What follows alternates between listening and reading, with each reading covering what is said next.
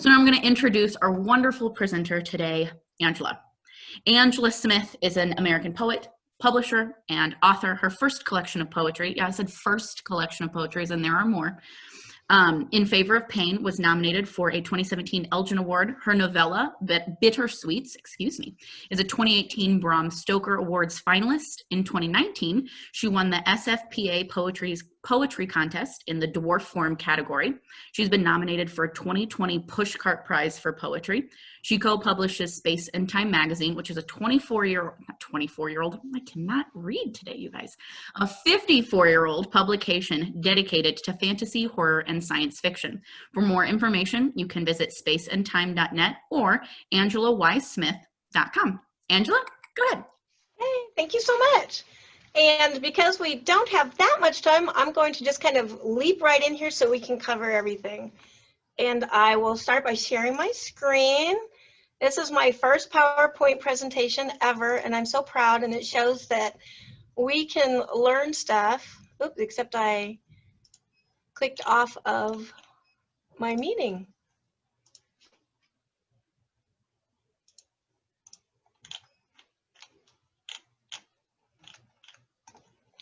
Am I still here? You are, but I was muted, so you couldn't hear me. Oh, okay. Oh, Yes, there's my meeting, sorry. Okay, yes, I clicked on the wrong button, but it's okay, now I'm back. That was just a test, you know, so you guys don't think I'm, you know, like so smart. I mean, I'm just like everybody. All right, share screen, and here we go, from beginning. Double click. Okay. Now today we're talking about slam poetry, which is a type of, here we go. Oops, let me go back to the beginning.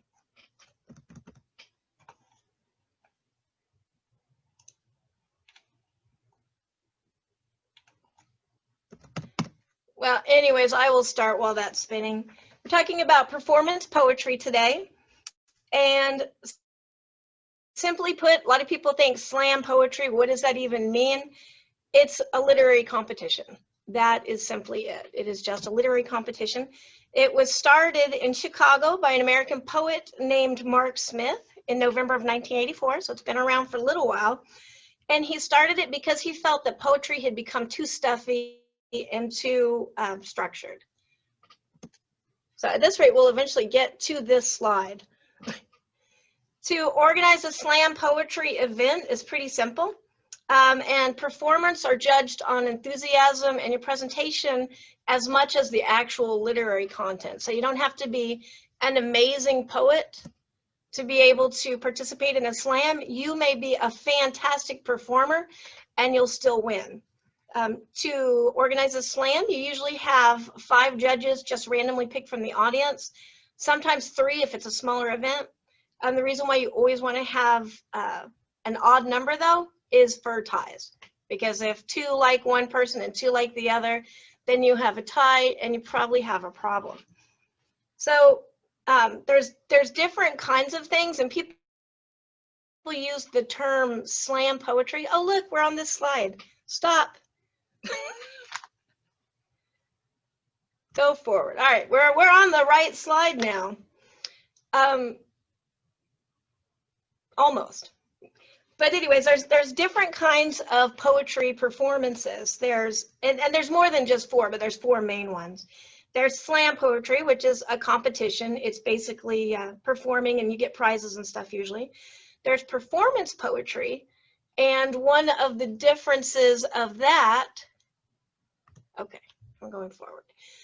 One of the differences with performance poetry is you usually have props, and it is actually a performance. I have a friend that reads children's poems or performs children's poems, and she always wears like a bathrobe and slippers and has a teddy bear. So in that case, you would want props. In a slam poetry contest, you would not want props. It's a much grittier kind of urban feel typically, and it's more spontaneous. You have open mics, which happened to be my favorite event. And if you are a first-time performer, open mics are a wonderful place to start because they are open to everybody. That's kind of the point of them. And they're very non-judgmental and loving places to start out at normally. There's usually no taboo subjects except the usual, like no hate, racism, things like that. And everybody is accepted and appreciated, and it's a really good place to cut your teeth. And that's how I started. I started doing poetry readings because I was an author, and anymore you really have to be able to perform as much as, you can't just be in your closet writing. And I was terrible at it, and I had huge anxiety. And so I forced myself to do open mics so that I could kind of get that feeling of stage, not being nervous. And it really worked. And my first poems started out kind of like this, and I would read super fast because I'm so afraid and I just really want this to be over with, to, now where I feel absolutely comfortable and it doesn't matter. And then the fourth kind of poetry performance or public kind of thing like this is readings. And that's usually people coming to see a poet read their work. So you might come to my reading. I'm actually doing one tomorrow in a graveyard for Halloween. You might come to my reading to hear me read, or there might be a selection, but nobody else is performing. It's just that poet. So that's pretty much it as far as the different types. And I think we're behind on our slides again, so we will catch up with those. Now, one of the reasons why performance poetry is so important is because you can get that stage presence. And I don't know if you guys are planning on being poets professionally or writers professionally, but I strongly urge you to get your performances down because you will use them in so many ways that you can't imagine. And you never know when an opportunity will come up to be able to shine, basically. I had a moment where I was asked to read with Jonathan Mayberry, who is like, I was kind of like all fangirl. And I said yes, because I had already been doing this. And so I felt like I could handle it, even though I was incredibly nervous. And the whole time I'm reading, I don't even know what the words were because there was a little inner dialogue saying, don't spill water on yourself, don't mess up, don't drop your papers, and then, but apparently it went okay. Because of that, that really helped my career. So I strongly advise you to start learning the skills to perform now, and then you will, I guarantee, will use these later. And if you don't, 50 years from now, if you've never used these skills, call me and I will give you $50 because I was wrong. That's my bet. But let me get over to the right slide.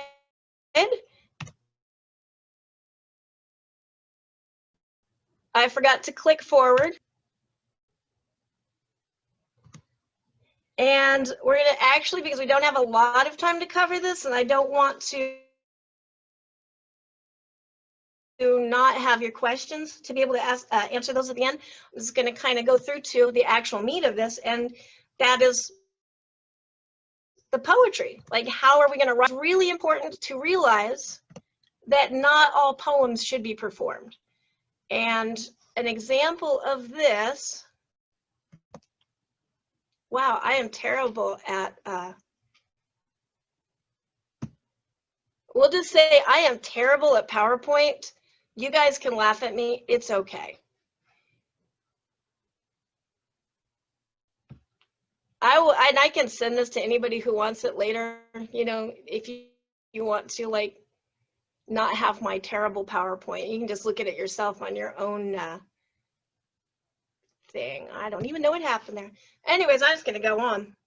And one of the good things, don't perform every poem.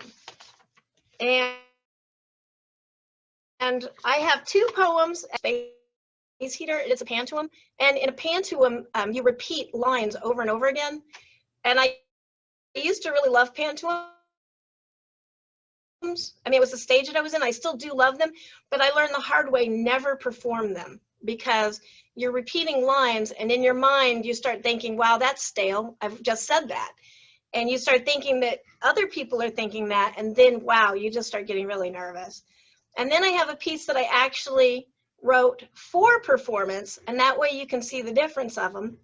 The things where I say use tricks, we're not supposed to be on that slide, but some of the tricks that you want to use when you are reading a poem to people, you actually want to communicate with them with your body.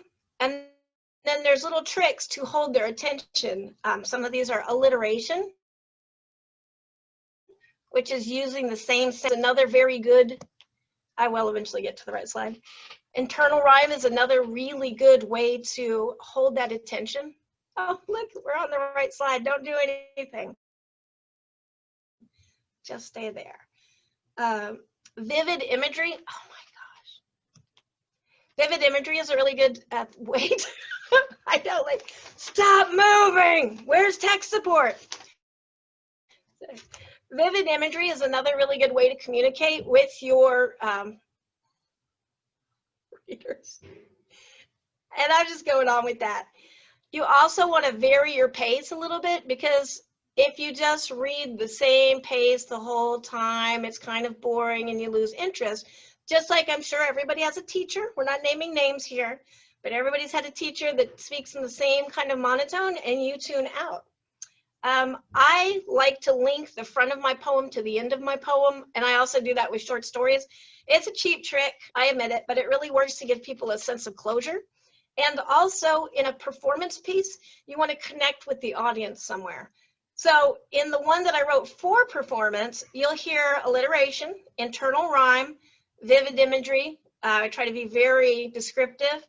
I vary the pace, but it's built into the poem. I do link the front and the end, and I have the connection of family, but broken family, because a lot of us have kind of, you know, nobody has a perfect family. Everybody has something to complain about. So that is that connection with my audience. So I'll do Space Heater first, which is the pantoum. And like I said, it's a fine poem. I sold it. Should never perform poems like this. And you'll see it on my face where I start getting bored. And you can be bored too. I get it. It's a short poem. We're not gonna like go too much with it.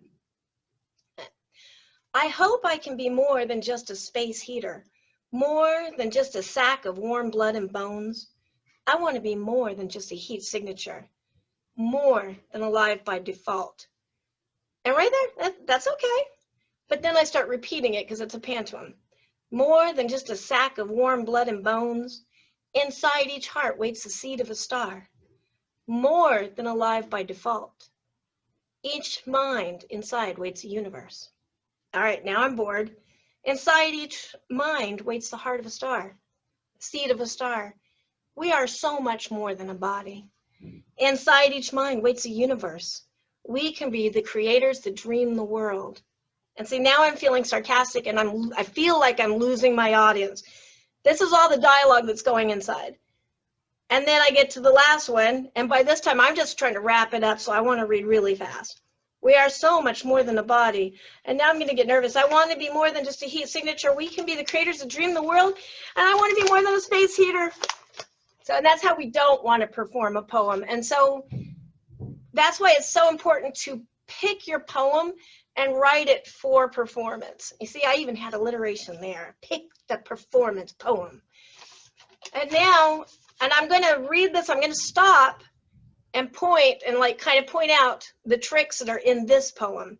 And this one I actually did win prizes for, so, but it was written specifically for performance. And it's called Family of Broken Pieces. And you'll notice as well, and we get to this a little bit later in the slides, hopefully in the slides, maybe in the slides. I'm actually going to stop sharing because you're just looking at my PowerPoint now, I just realized. But you'll see a little bit later, we talk about your body posture. And I know you can't really see my body here because I have a cabinet behind me, but I try to think of a performance, you're in a bubble, and you don't want to pop that bubble. You don't want to do too much of this because it's distracting. You want to keep your arms, see if I can kind of loose, your elbows bent. If you don't know what to do with your hands, link them. Just kind of link them. Or if you're holding your, if you are actually reading from a paper, you can hold your paper, but then you can gesture in that bubble, in that comfort, and you're not distracting anybody. And you want to save your muscle movements to accentuate the poem piece so that all of you is communicating. It's kind of like it's more than poetry, slam poetry and performance poetry. All of you is the poem. So this is Family of Broken Pieces, and you'll see way different presentation. I'm going to start out slow. Oh, and then this is the other thing. Go ahead and mark up your poetry. I like highlighters. I don't know if you can see that, but I have blue highlighter to say this is where I'm slower. It's going to be a slow pace here. And then here, pink, I'm picking up the pace. The little arrows is like I should be ramping it up. Here, I'm maintaining that ramped up pace, bringing it back down, slow it, and then ending it on a nice calm moment again, so that the audience has time to absorb what I'm trying to say, connect with me, get that shared excitement, and then give me the prize, because that's what it's all. No, I'm just kidding. It's more than just the prizes, but it is a competition and it's really fun. So, Family of Broken Pieces. And you'll also notice, I mean, I guess because I'm not standing, but foot positioning, all of you is part of this poem. She endured life, eyes blinded from turning inward too long, inescapably downcast, terminally trapped.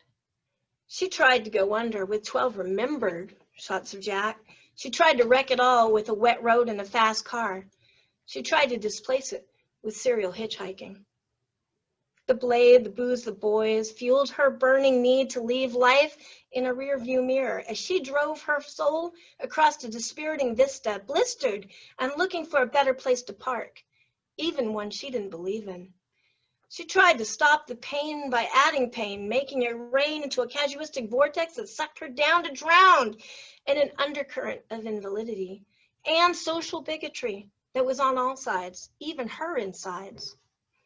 But she couldn't abide by the kindness of strangers, because danger always came masked with tenderness. In time, the years, the yelling, the yearning to be free from misery in her history tempered her temper and clemency, and she came to the conclusion that the illusion of hurt was nurtured by her need to bleed, because she didn't have anything to believe in. She let it go and walked away living. She let it go and learned to see in the dark. She let it go and saw there were stars in the night. Life endured her so that her blind eyes could pierce the umbrage and make a family of broken pieces. And you'll see all of the things that I put in there, the alliteration, you know, the booze, the boys, the blades, the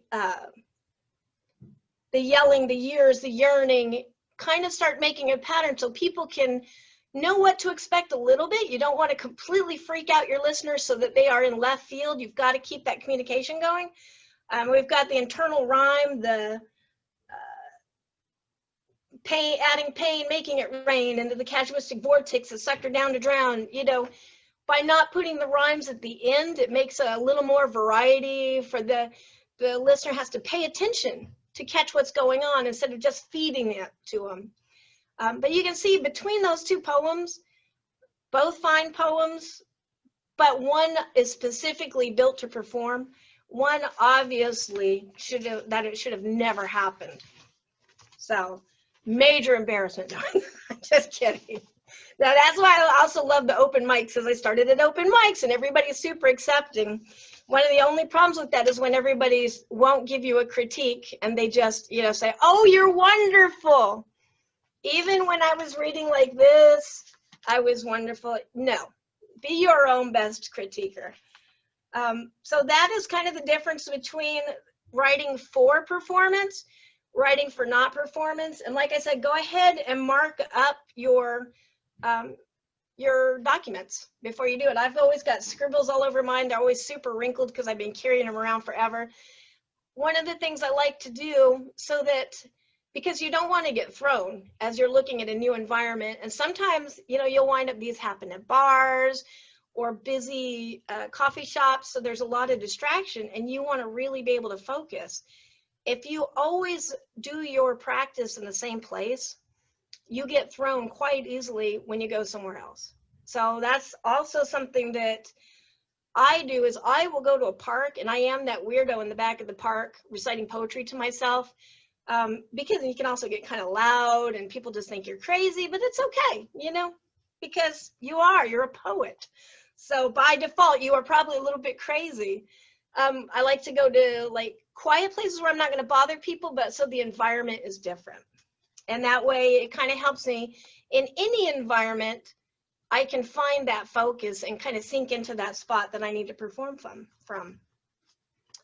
So the other thing about poetry is you don't want to go too long with your performance. A slam poetry, it is like a 3-minute time. The timer will go off, and wherever you are, it's just kind of like get off. You actually get marked points against you if you go too long. But honestly, it's not prose.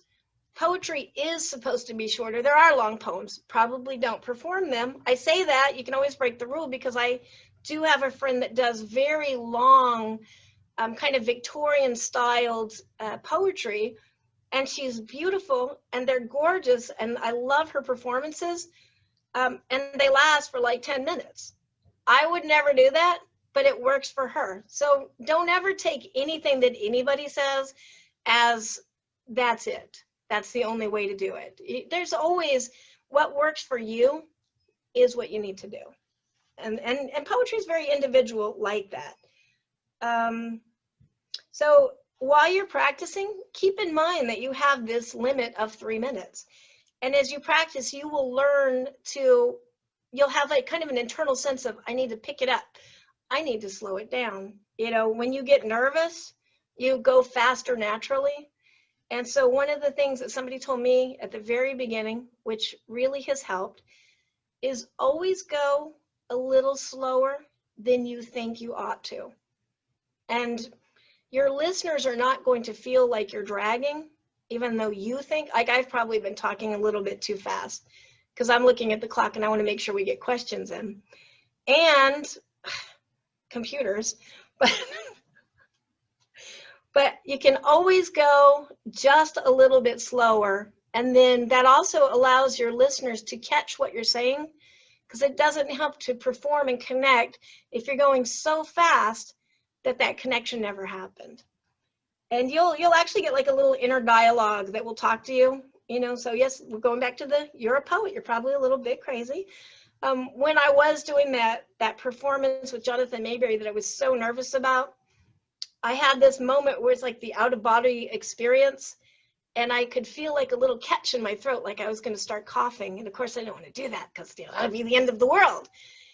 And so I reached forward, got a drink of water, took a sip, and put the water back, and then continued. But there's this dialogue that was happening. Everybody else doesn't even know it. Nobody matters. Nobody even notices this moment. But in my mind, it was this weird outer body experience of saying, I'm going to choke. Don't choke. Don't choke. There's water over there. Reach over very carefully and get the water. Move it up to your lips slowly. Don't rush or you'll spill it on yourself. Take a sip. Oh, you didn't spill it. Smile. Because you're okay. It's fine. Put the water back on the table. Okay, now let's continue. And in my mind, that was the most awkward thing to do in the world. Nobody noticed, I'm sure. I mean, nobody said anything, so maybe they did notice.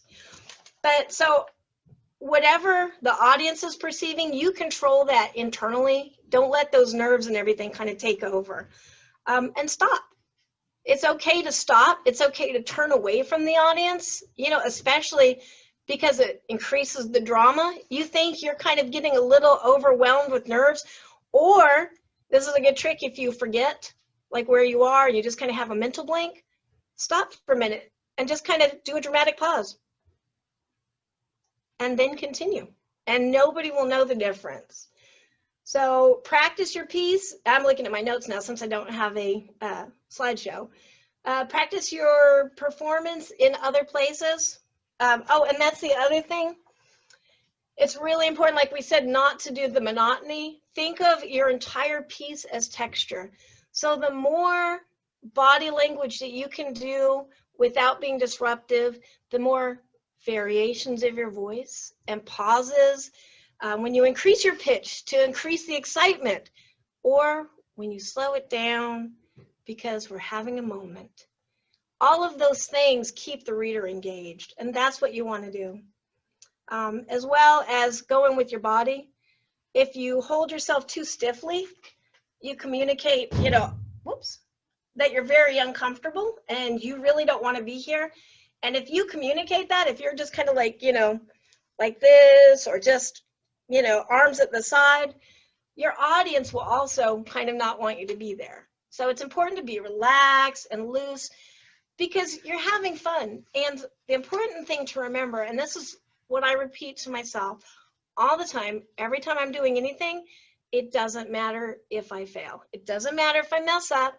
It's not the end of the world. It becomes a funny story later that you can talk about, and just go with it. And mistakes are how we get better. So, and then fold and face away from the audience. I'm just going over my notes since I don't have my slideshow. Also, I suggest you learn PowerPoint now while you're still young. Learn how to do PowerPoint, and yeah, make sure it works really fast on your computer. So, but yeah, I think that's pretty much it. I feel like I rushed through that, but I didn't want to not be able to answer questions for you all. So this is your turn if you want. Let me know questions. Oh, I do want to say, I don't have my PowerPoint, but I was going to say to put your work out there, and I can probably post this somewhere, or maybe Haley can send it out to participants if they want it. I'd be happy to share this. There are some really good places to put your poetry. One of them is called powerpoetry.org. I'm not even going to try to touch the slide. Powerpoetry.org, and they actually love it if you take little films of yourself. The more creative, the better, and share it with them. And then they put it on their website, but it's also a really good way to get some exposure. Instagram Live and Facebook Live readings are becoming really popular. I'm doing one for a friend of mine on Instagram. We're actually going to a graveyard. We're going to read poetry to the gray lady over on Nolan Road in Independence. I'm in Independence. And, maybe she'll show up. We can have a cameo appearance from a ghost. But if not, we'll still have fun reading poetry. But I also want to say I run Space and Time magazine with my husband. And we do speculative fiction, which is horror, science fiction, and fantasy, and any kind of combination of that. And I would like you all to submit your poetry to our next open reading period, which will be, whoops, wrong mouse, the 19th of December.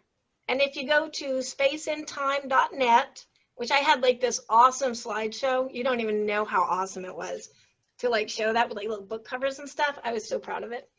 But if you go to spaceandtime.net and watch our submissions tab, it will be the 19th of December that we open again. And in that field, say that you took this class or that you were at this event, and I will tell our poetry editor, who is Linda Addison, to kind of make sure that we're really looking at those and taking care of you guys. So, and Linda is awesome. She's our poetry editor. She is the first African-American woman to win a Bram Stoker Award. We're super proud to have her. She's a brilliant poet herself, and she really should be teaching this because she is amazing. I honestly have learned everything I have from Linda, who actually is teaching classes through HW Horror Writers Association now. They've just opened up classes to everybody, so online, because we have no other choice because of pandemics. And one of the other things I was going to say too, on my super cool slide that you guys never get to see because it's so awesome, it was too good for this, but there's another movement called High Flu, and I can actually call it up on my phone because technology, I have a phone. It's called hashtag HAI, like a haiku, High Flu, and a lot of people are doing that. You just do a photo and a haiku about the pandemic experience, and when you're tagging it, they start sharing them in a long dialogue of our experiences with that. And it is super fun, and there are so many neat things that are coming from that. I will show, that's one that I just shared. So you can see it's just a photo of something very pandemic-y flavored, and kind of talking about your experience. But now I am into your questions time. I will shut up. So yeah, if you guys have any questions, thank you, Angela, first of all. That was wonderful with my performance days behind me sort of at this point. So much that I wish I had known before I was doing stuff. Good. Oh, we've got some questions popping up here in the chat. Is there any other poetry books you recommend besides your own? And also, how long does it take on average for you to write a poem? It depends on the poem. Yes, on the poetry books, and I can probably think of none of them right now off the top of my head. I should have brought a stack. One that I loved was Not Quite Feathers. I can't remember who wrote that.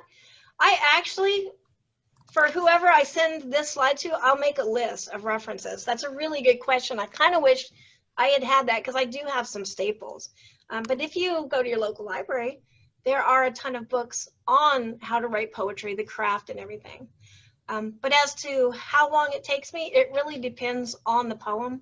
Some of them, like I've got one that I worked on probably for about a year, and it's the topic is the Triangle Shirtwaist Factory fire in New York that kind of changed the laws a lot. So there was a lot of history and study that went into that, like research.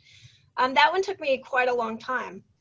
A lot of them, it's not the writing of the poem that takes time, but the constant editing. Like, because you want to, like, everybody has their little keywords. Mine is dark. I use dark all the time. Every other sentence will be dark something.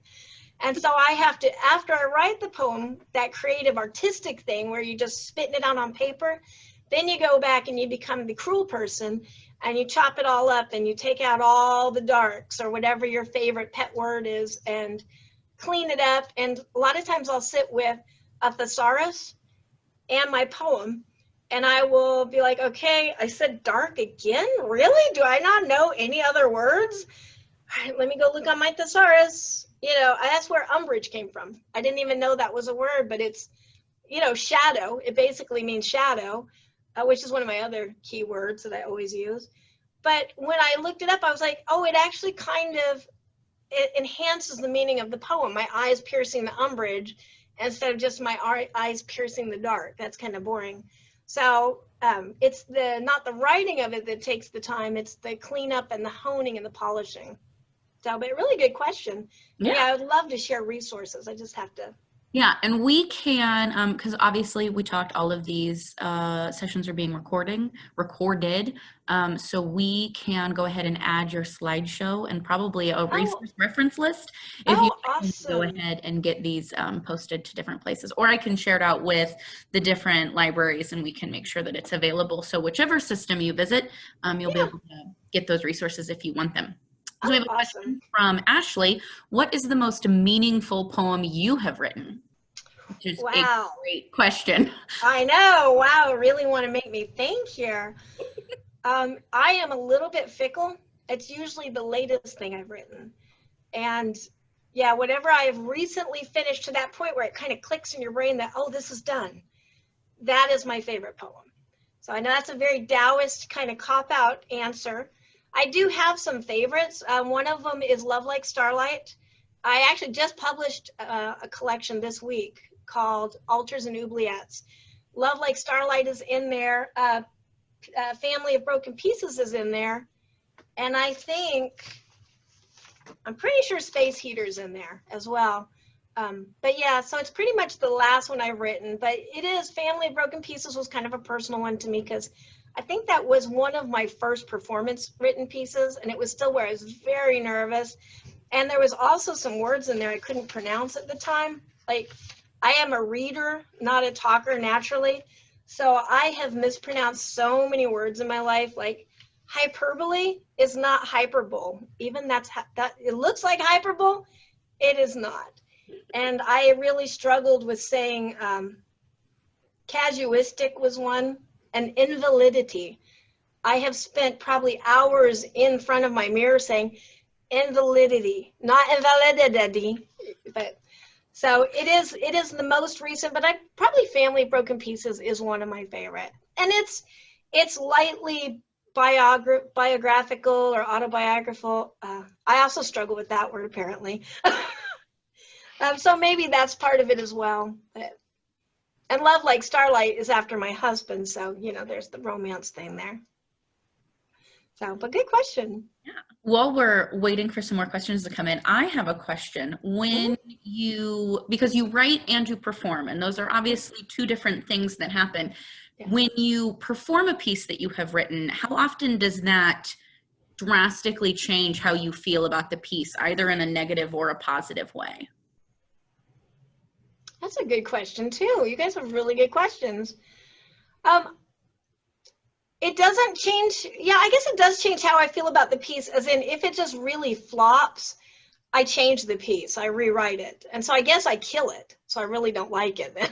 So I guess that's the answer, is I just kill it. But there have been some pieces that I didn't perform well, or that the audience didn't, well, probably because I didn't perform them well, but the audience didn't respond to. One of them in particular was The Braid. And it is about it's a ghost story poem about a little girl who sees a ghost, and she's talking about she wants her hair, or the lady in the braid, she keeps saying. And the babysitter's like, oh, do you want me to do your hair like hers? And the little girl's like, no, because the braid's around her neck, because it's a ghost story. And I read that to a very, very, very, very, very, very fundamental Christian group at one point, and I did not know that that's who the audience was. I just was asked to read poetry. And yeah, I knew I was in trouble from the very beginning, but I didn't. Oh, other tip, always have backup material.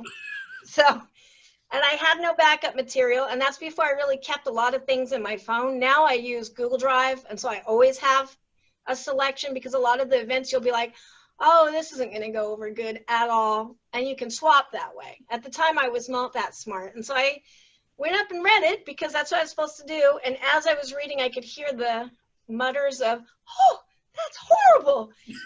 And I was like, well, yeah, what did you think, you know, when you said dark poet, what did you think I meant? You know, like, and that piece, even though it was a terrible performance, I always love it, because I think of, I still did it. Like, I've survived, you know, I didn't freeze up or run off the stage, which when I realized who my audience was, I was kind of really wanting to just disappear. So. That is an experience. I loved watching those of you who have your cameras on, your reactions throughout that story. I was like, that's what my face looks like. We're all going, oh, that was a wonderful experience, start to finish for me. Do we have any more questions from you guys?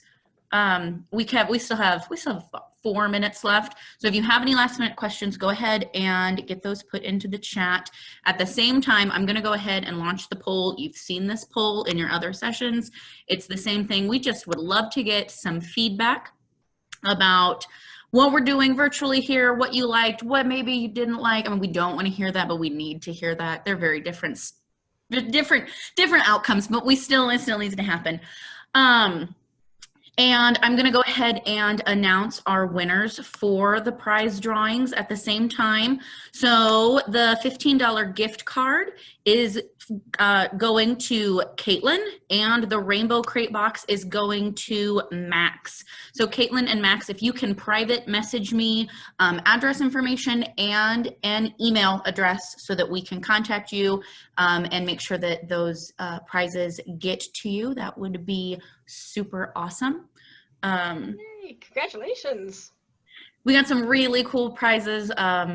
Everyone did a really great job making sure that we had some awesome prize options for you guys. Hopefully you got your attendee boxes in the mail, unless you were a late sign up, and then it's on its way to you, I promise. So those were also super, super cool. Thank you, Caitlin. I just got your message. That's awesome. Any other last questions that we have for the wonderful Angela, who has shared her part of her afternoon with us? And if you want to use your mic to ask a question, you are also more than welcome to do that. I should have said that earlier.